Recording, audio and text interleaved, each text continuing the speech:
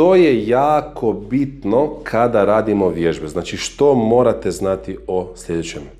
Ako radimo mišiće, moramo znati da je mišić tkivo koje se može skupljati i širiti. Ako koristimo opterećenje, ono će s vremenom biti sve jače i otpornije. Dakle, nama trebaju jaki i otporni mišići. Oni se vežu tetivama na naše kosti. Dakle, samim time će postajati tetive isto tako jače. Ali, ako želimo otpornije i jače tetive, moramo znati kako ih vježbati. Što pored tetiva još moram spomenuti? Ligamente. Oni povezuju dvije susjedne kosti, znači oni su kao fibrozna vezivna tkiva koji povezuju susjedne kosti.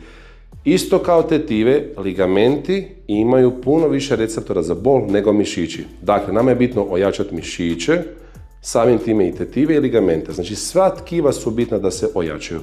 Mišić možemo jačati, na primjer, ako nas bole leđa, jačamo kukove, samo idemo pod nekakvim opterećenjem gore dolje. Ako hoćemo ojačati tetive i ligamente, onda ćemo raditi izdržaje. Na primjer, tu se zadržimo u dubini čučnja, 10-15 sekundi. Na taj način ćemo povećavati s vremenom gustoću tetiva, isto tako i ligamenata. I postaćemo otporniji.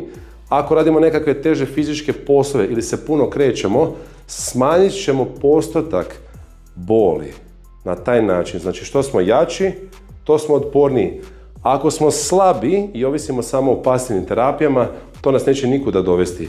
Ne može vam niti jedna struja, magnet, laser ili ultrazvuk ojačati vaša tkiva.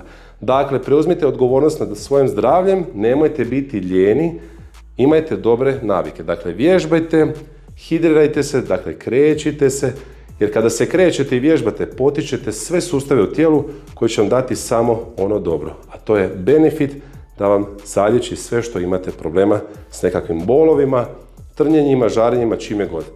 Razmišljajte tako, a ne da plaćate skupo svoj oporavak.